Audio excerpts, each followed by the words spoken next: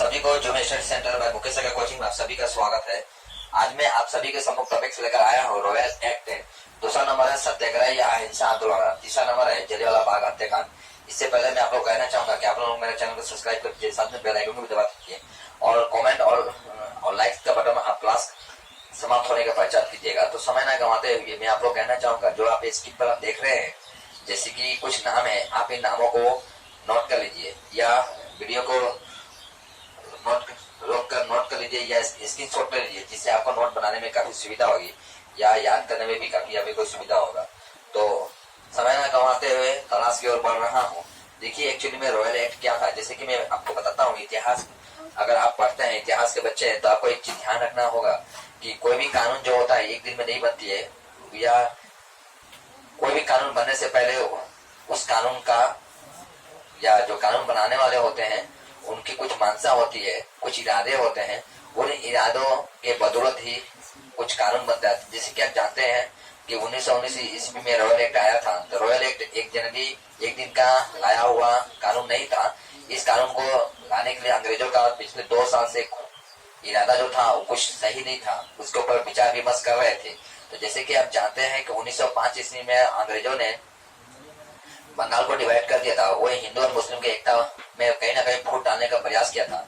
हालांकि अंग्रेजों ने हिंदू और मुस्लिम की एकता में फूट डालने के लिए हर संभव प्रयास किया था, चाहे क्षेत्रीय तरीके से हो, चाहे आपका भाषा का तौर पर हो, चाहे धर्म के हिसाब से हो। इसके बाद भी उनको पूर्ति नहीं होती है तो मुस्लिम लीग की स्थापना करते हैं, लेकिन इसके बाद भी उनको नहीं होता है तो एक कानून लाते हैं जिसका नाम होता है रॉयल एक्ट। रॉयल एक्ट एक ऐसा कानून था जो कि इसको इतिहास के पन्नों में इसका काला कानून कहा गया है। काला कानून इसलिए कहा गया है कि इस कानून के तहत किसी भी भारतीय को शक के आधार पर उनको जेल में बंद कर दिया जाता था। यहाँ तक कि कैदियों को यह भी नहीं बताया जाता था कि उनको किस लिए बंद किया जा रहा है। किसी भी अगर मान लीजिए क्रांतिकारियों का घर में कोई स्लोगन मिल जाए या कुछ ऐसा फोटो मिल जाए जिससे देश से संबंधित हो या देश की राष्ट्रीयता से संबंधित हो, तो उनको क्या कर दिया जाता था, उनको देशद्रोही की संज्ञा उनको पे चलाकर 2 साल की सजा दी जा रही थी। और सबसे बड़ी बात है, इस कानून को लागू करने के समय क्रांतिकारियों को सामूहिक रूप से सभी के सामने नहीं, बल्कि एक अज्ञात वकालत में, अज्ञात कोर्ट में उनको लेकर जाया जाता था। मैंने कोर्ट बोले तो अज्ञात एक ऐसा जगह पर लेकर जाया जाता था जहां पर उनके अभिभावक को या देश की जनता को पता नहीं होती थी कि उनके क्रांतिकारी कहां पर जा रहे हैं, वो कहां उनको सजा सुनाया जा रहा है। और वहीं पर सजा सुनाने के साथ साथ उनको सजा भी दे दिया जाता था। तो इस हिसाब से आप देखेंगे कि रॉयल एक्ट जो था बहुत गंदा कानून था।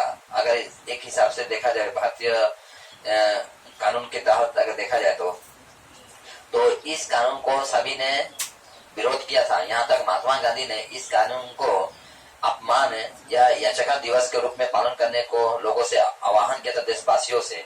यहाँ तक मोहम्मद अली जिन्ना ने भी, जो कि पाकिस्तान का प्रथम प्रधानमंत्री हुआ करते थे या हुए थे देश विभाजन करने के पश्चात, तो मोहम्मद अली जिन्ना ने भी उनको इस कानून को, रॉयल एक्ट को काला कानून कहकर संबोधित किया था। उन्होंने साथ में ये भी कहा था, यदि क्रांतिकारी करना एक बीमारी है तो इस बीमारी का गलत इलाज रॉयल एक्ट है। तो कहने का मतलब कहीं से भी रॉयल एक्ट को सही नहीं माना गया था।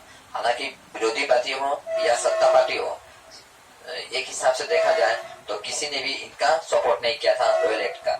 यहाँ तक कि एनी बेसेंट जो थी, एनी बेसेंट भी रॉयल एक्ट का विरोध की थी। सर्वप्रथम एनी बेसेंट भी रॉयल एक्ट का विरोध की थी। यहाँ तक महात्मा गांधी भी रॉयल एक्ट का विरोध किए थे। तो एक हिसाब से ये देखा जाए, ये रॉयल एक्ट कहीं से भी सही नहीं था। अब मैं लाता हूँ दूसरा टॉपिक, सत्याग्रह या अहिंसा आंदोलन। तो देखिए, सत्याग्रह या अहिंसा आंदोलन, सत्याग्रह का अर्थ होता है सत्य के लिए किया गया आग्रह ही सत्याग्रह आंदोलन को कहते हैं, या अहिंसा आंदोलन। दूसरा आप देख रहे हैं उसी में लिखा गया है अहिंसा आंदोलन।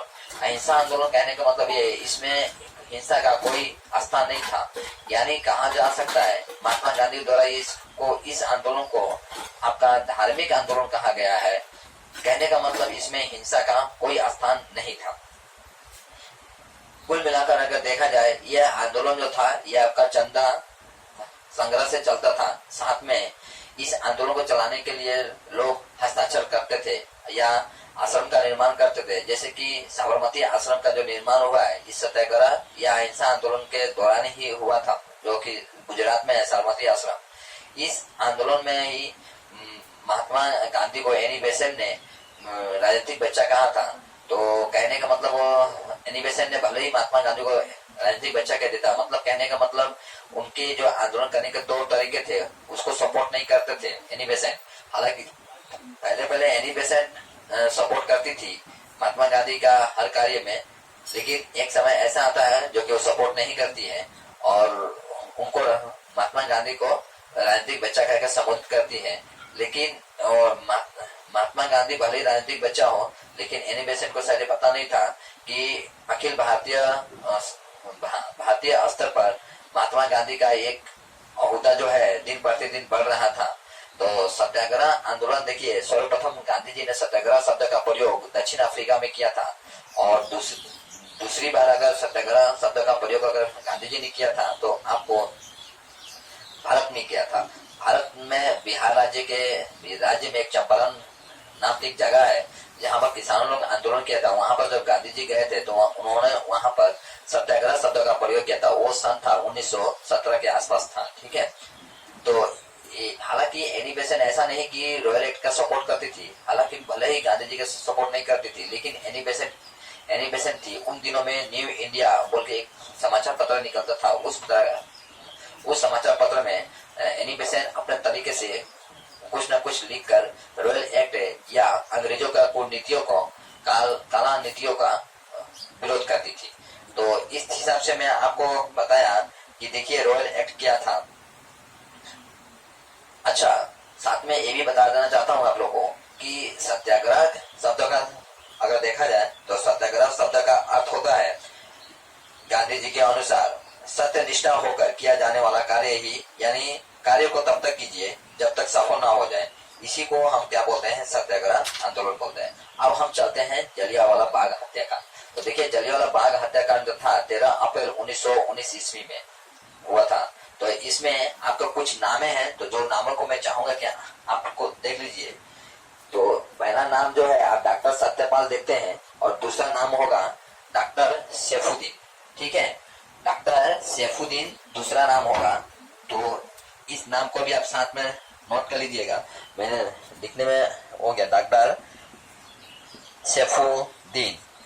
सैफुद्दीन और जनरल डायर और दूसरा है जनरल ओ डायर, ठीक है। ये आप नाम को रखिएगा। अब मैं स्टार्ट करता हूँ क्लास को। देखिए जलियांवाला बाग जो है पंजाब के अमृतसर एक जगह है, वो वहां पर एक गोल्डन टेम्पल है, माने स्वर्ण मंदिर है। उस मंदिर के प्रांगण में बैसाखी के दिन सारे लोग वहां इकट्ठा हुए थे। जैसे कि मैं बता दिया था कि रॉयल एक्ट के तहत क्या किया जाता था, किसी भी भारतीय को देशद्रोही के संज्ञा देगा उनको अरेस्ट कर लिया जाता था। तो डॉक्टर सत्यपाल और डॉक्टर सैफुद्दीन दोनों को उनको बंदी बनाकर या उनको अज्ञात जगह पर लेकर जा चुके थे ब्रिटिश से। इसकी पता भारतीयों को चल जाता है। तो 13 अप्रैल ठीक है 1919 ईस्वी में सारे लोग आपका जलियांवाला बाग के ग्राउंड में या प्रांगण में वहां इकट्ठा होते हैं ये मीटिंग करने के लिए कि किस तरह से डॉक्टर सत्यपाल और डॉक्टर सैफुद्दीन को अंग्रेजों के कूटनीतियों से बचाया जा सके। उन दिनों में जनरल हुआ करते थे जनरल डायर को, हालांकि इस चीज को पहले से ही पता था, लेकिन उस फर्स्ट टाइम में वो कोई अपोज नहीं करता है इस चीजों को कि मैंने प्रोग्राम को नया किया जाए या इकट्ठा ना होने दिया जाए, ऐसा कुछ भी नहीं करता है। वो चुपचाप परमिशन दे ही देता है कि आप कोई बात नहीं, आप लोग इकट्ठा हो लीजिए, और लोग इकट्ठा भी हो जाते हैं। तो बैसाखी का दिन था, जैसे कि मैं बता रहा था, सभी लोग हर्षोल्लास से अपना त्योहार को मना रहे थे। सभी लोग गोल्डन टेम्पल में जाकर अपने आराध्य देव को माथा टेक कर सभी लोग वहां पर आ जाते थे जहाँ की इस प्रोग्राम को किया जा रहा था। तो जलियांवाला बाग अगर देखा जाए तो एक समझ लीजिए एक प्रकार के ये ग्राउंड है। तो यहाँ पर एक गेट हुआ करता था और यहाँ पर एक कुआं हुआ करता था। इस प्रोग्राम के समय, कोई भी प्रोग्राम के समय पानी की आपूर्ति जो है इसी कुआं से किया जा रहा था। तो ये समय जो है आपका 13 अप्रैल 1919 ईस्वी में, और डॉक्टर सत्यपाल और डॉक्टर सैफुद्दीन को अरेस्ट करके अज्ञात जगह पर लेकर जाया जाता है 10 अप्रैल 1919 ईस्वी में। तो आप देख रहे हैं कि ऑलरेडी डॉक्टर सत्यपाल और डॉक्टर सैफुद्दीन को लेकर जाया जा चुका है किस नीति के तहत, किस नियम के तहत, रॉयल एक्ट के तहत। तो अब घटना यह होता है कि इस दिन में सभी लोग इकट्ठा होते हैं। तकरीबन दिन था दोपहर का 12-12:30 बजे, दोपहर 12:30 बजे सब लोग इकट्ठा होते हैं और जनरल डायर ऑफिस से निकल के आता है आपका तकरीबन 4 बजे, और 150 सैनिकों को लेकर आता है। 150 सैनिकों को लेकर आता है।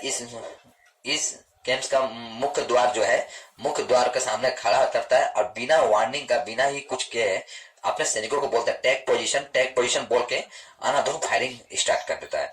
अब एक हिसाब से देखा जाए ये 10 मिनट तक गोली चलाता है। ऐसा कहा जाता है कि सैनिकों के पास गोली खत्म हो गई थी।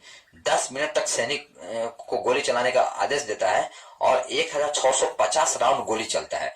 वहां पर लगभग 367 लोग मारे जाते हैं और 1000 सैनिक घायल, 1000 क्रांतिकारी घायल हो जाते हैं। ये अंग्रेजी आंकड़ा है, इसमें ज्यादा भी हो सकता है। हालांकि उस आंकड़ा को छुपाने का प्रयास किया था। इसके बाद जनरल डायर को कोर्ट मार्शल किया जाता है। और अंग्रेज जो है बहुत साथी माइंड के थे, मैं आपको पहले ही बता दिया हूं, बहुत साथी माइंड के। उन्होंने पंजाब में मार्शल लॉ लगाते हैं। मार्शल लॉ कहने का मतलब ये होता है एक ऐसा नियम जिसको देखते ही गोली मारने का अधिकार होता है, क्योंकि अंग्रेजों का डर था कि ये जो नरसंहार जो किए हैं, कहीं ना कहीं इसको देखकर पूरे पंजाब में आग लग जाएगी, पूरे देश में आग लग जाएगा। तो इसीलिए क्रांतिकारियों की आवाज को दबाने के लिए वो क्या करते हैं, पंजाब में मार्शल लॉ लगाते हैं, जिससे कि क्या है, कोई भी आदमी एक जगह इकट्ठा होकर इस घटना से संबंधित कोई भी बातें ना कर सके। एक हिसाब से सोच लीजिए, आज के डेट में जो आप देखते हैं कि क्या कानून बोलते हैं, धारा 144, धारा आई थिंक आप गूगल करके भी देख लीजिएगा। जिस तरह से धारा 144 होता है, कभी इमरजेंसी के समय से लगा दिया जाता है देश में, जो कभी दंगा उंगा होता है तो जिससे लोग एक जगह इकट्ठा नहीं हो पाते, मतलब उसी तरह से कर्फ्यू बोल सकते हैं, कर्फ्यू लगा दिया जाता है जिससे लोग एक जगह इकट्ठा ना हो पाए। तो ऐसे ही एक मार्शल लॉ लगा दिया गया था उन दिनों में पंजाब में, ताकि लोग एक जगह इकट्ठा ना हो पाए। तो सोच सकते हैं इतना लोगों का वहां पर कुर्बान दे चुके थे, वहां इतने लोग कुर्बान हो चुके थे देश के नाम पर। 167 इस नरसंहार का देश में जमकर विरोध होता है। और 1915 ईस्वी में एक नाइट की उपाधि आपका governor general Lord George fort के द्वारा रविन्द्रनाथ टैगोर को दिया गया था। रविन्द्रनाथ टैगोर ने भी अपने तरीके से विरोध करते हैं और इस अवार्ड को, इस पुरस्कार को लौटा देते हैं ब्रिटिश को, कि जो ब्रिटिश हमारे देशवासियों का नरसंहार करे, ऐसे ब्रिटिश को हाथों से मुझे ये पुरस्कार नहीं चाहिए। नाइट की उपाधि, नाइट तो परीक्षा में पूछ देता है नाइट की उपाधि किसने लौटा दिया था, तो आंसर होगा आपका रविन्द्रनाथ टैगोर। कब दिया गया था? 1915 ईस्वी में उनको दिया गया था। किसके द्वारा दिया गया था? Lord James Ford. नाइट की उपाधि एक ऐसा लोगों को दिया जाता था जो कि इंग्लैंड के राजा रानी को कोई विशिष्ट, राजा रानी के द्वारा कोई विशिष्ट कार्य करने वाले लोगों को दिया जाता था आपका नाइट की उपाधि। ठीक है, इस हिसाब से आप समझ गए। तो देखिए इस साथ में घटना के साथ में और एक आदमी का नाम भी जुड़ना चाहूंगा, जलियांवाला बाग हत्याकांड के साथ है। उसी ऐसे घटना में ही आपका एक और शख्स होते हैं जो कि वो बच जाते हैं। उनका नाम था उधम सिंह, नाम था उधम सिंह। ठीक है, उधम सिंह कौन था ये मैं इसके ऊपर थोड़ा बता देता हूँ। देखिए उनका जन्म होता है पंजाब में ही उनका 88 ईस्वी में इनका जन्म होता है। पंजाब के 88 ईस्वी में इनका जन्म होता है उधम सिंह। और कहा जाता है कि इस घटना को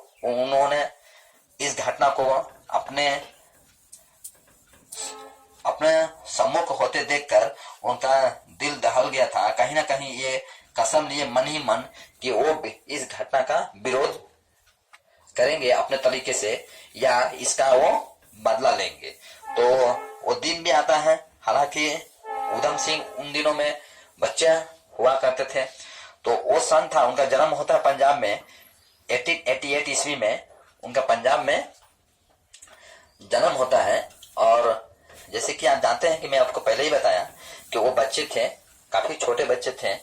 तो वो उस हिसाब से देखा जाए तो वो क्रांति क्या बिगुल बजाने के में सक्षम नहीं थे, लेकिन उनके मन में जो गुस्सा एक जन्म ले चुका था या बदले की भावना जो पनप चुकी थी, कहीं ना कहीं वो एक समय में एक विकराल रूप धारण करता है और बदला लेकर ही छोड़ते हैं। तो जैसे कि मान लीजिए उनका जन्म मैं बताता हूँ, आपका 1888 ईस्वी में उनका पंजाब में जन्म होता है। उनका सर से माता का साया उड़ जाता है 1901 ईस्वी में, और 1907 ईस्वी में पिता का साया उड़ जाता है। पिता का देहांत होने के पश्चात 1917 ईस्वी में उनका भाई का भी साया उड़ जाता है सर से। एक हिसाब से देखते हैं, जन्म के साथ साथ कुछ समय के पश्चात ही उनका ये 17 साल में ही माता पिता और साथ में बड़े भाई का भी देहांत हो जाता है। उधम सिंह का कंडीशन पूरी तरह से खराब हो जाता है, लेकिन अपने जीविका को चलाने के लिए वो आपका बढ़ई का काम करते हैं। अब बढ़ई का काम करते करते कहा जाता है कि उन्होंने एक अपना पार्टी भी फॉर्म करते हैं, एक पार्टी भी बनाते हैं, अपना एक दल बनाते हैं और ब्रिटिश आर्मी में ज्वाइन भी करते हैं। लेकिन किसी कारण से ब्रिटिश आर्मी का जो नौकरी है वो छोड़ देते हैं।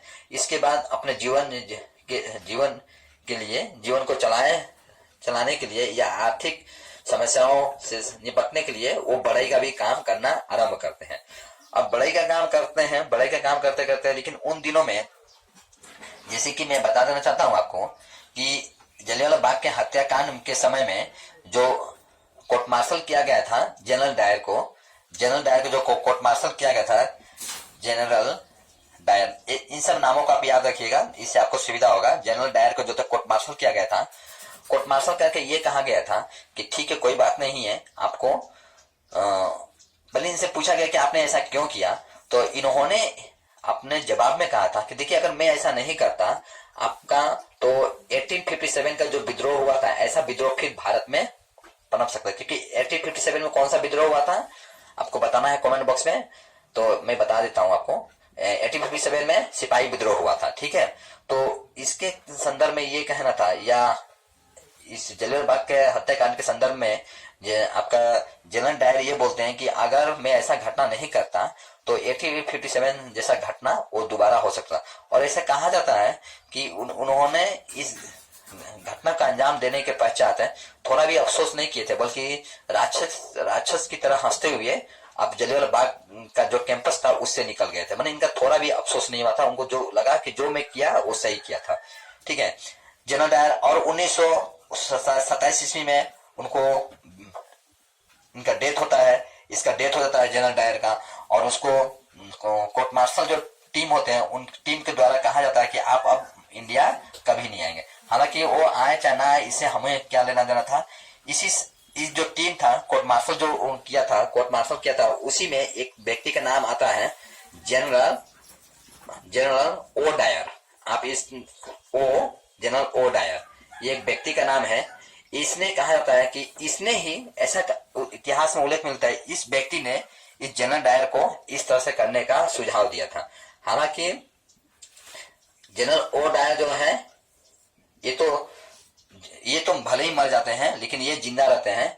और एक समय की घटना होता है जो आपका उधम सिंह व्यक्ति का नाम था, उधम सिंह, ये मन ही मन सोच लेते हैं कि इस घटना का अगर सही ओरिजिनल अगर कोई दोषी है तो जनरल ओ डायर है। क्योंकि कोर्ट मार्शल करते समय में इसको लगा था जनरल ओ डायर को कि इसने जो कुछ किया सही किया था। किसने? जनरल डायर ने। ब्रिटिश प्रशासन को बनाए रखने के लिए जो किया वो सही किया। अब ये घटना होता है, उधम सिंह आपका देखिए अमेरिका जाते हैं, भारत से अमेरिका जाते हैं और अमेरिका के रास्ते से होते हुए वो ब्रिटेन जाते हैं। और एक समय ऐसा होता है, जनरल ओ डायर एक क्रिस्टल हॉल, ब्रिटेन में एक क्रिस्टल हॉल था, उस हॉल में कोई प्रोग्राम था, उस प्रोग्राम में ये पहुंचा था जनरल ओ डायर। तो जनरल ओ डायर जब पहुंचा उस दिनों में, तो वहां पर भी उधम सिंह पहुंच गए थे। तो उधम सिंह देखिए किस हिसाब से बंदूक लेकर गए थे, मैं आपको बता देना चाहूंगा। जैसे कि मान लीजिए मेरे हाथ में एक किताब है, इस किताब को फ्रंट पेज को हटा दीजिए, यहाँ पर बंदूक को रखे थे जैसे कि मान लीजिए एक कलम में एक बंदूक है, इस बंदूक को रखे थे और इसके शेप को इस तरह से रखकर इसको काट दिए थे। काट कर रखने के बाद इसमें बंदूक रखने के बाद इसको किताब को बंद। अब किसी को पता नहीं था कि इसमें बंदूक है। इस तरह से उधम सिंह वहां से बंदूक लेकर पहुंचे और जनरल ओडायर को सम्मुख खड़ा होकर बोले, ओ जनरल ओडायर, ओ करके संबोधित किए। जैसे ही घूर कर देखा जनरल ओडायर, सोचा कि शायद कोई हमसे मिलने आया और उसी समय निकलकर धाए धाए करके 7 गोलियां उनको मार दिया था। और यहां से मारने के बाद उधम सिंह भागने का प्रयास नहीं किया, बल्कि उन्होंने आत्मसमर्पण कर दिया। और इस हिसाब से 1940 ईस्वी में आपका इनको फांसी दे दिया जाता है उधम सिंह को। ठीक है, तो एक हिसाब से ये आपका उधम सिंह की कहानी में मैं आप लोगों को बता दिया थोड़ा बहुत, और जलियांवाला बाग हत्याकांड में बता दिया। अब आपको क्लास वर्क के हिसाब से आपको मैं बताना चाहूंगा, आपको कमेंट बॉक्स में बताना है कि उधम सिंह जिला भारत के किस राज्य में है। ऑप्शन के तौर पर मैं आपको दे देता हूं, पंजाब, ठीक है, पंजाब, हरियाणा, यूपी और उत्तराखंड। ठीक है, आपको इसका आंसर बताना है। ठीक है, तो आज का मैं क्लास यहीं पर समाप्त करता हूं। जय हिंद।